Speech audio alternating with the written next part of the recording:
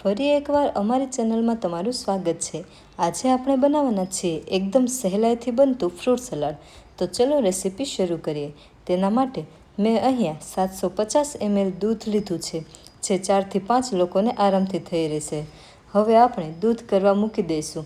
ગેસની ફ્લેમ સાવ મીડિયમ રાખીશું। ત્યારબાદ વાટકીમાં 2 ચમચી વેનીલા ફ્લેવર કસ્ટર્ડ પાવડર ઉમેરી જે દૂધ ગરમ કરવા રાખ્યું હતું તેમાંથી થોડું દૂધ પાવડરમાં ઉમેરી દઈશું।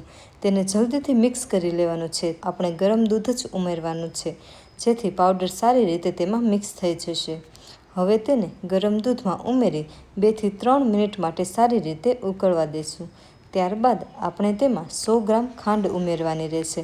બાળકો માટે હોય તો ખાંડનું પ્રમાણ થોડું ઓછું રાખજો।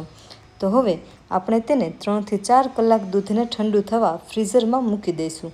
ઠંડુ થઈ જાય એટલે જ્યારે પણ સર્વ કરવાનું હોય એ પહેલાં બધા ફ્રૂટ ઉમેરવાના છે। ફ્રૂટમાં તમે દાડમ, ચીકુ, સફરજન, કેરી, કેળા એની સિવાયના તમને મનપસંદના કોઈ પણ ફ્રૂટ ઉમેરી શકો છો, જેમ કે કીવી, દ્રાક્ષ વગેરે પણ ઉમેરી શકાય। તો બસ આપણું ઠંડુ ફ્રૂટ સલાડ બનીને તૈયાર છે। તેને મસ્ત સર્વ કરો અને અમારી ચેનલ પર નવા હો તો ચેનલને સબસ્ક્રાઈબ કરો અને વિડીયોને લાઈક કરજો।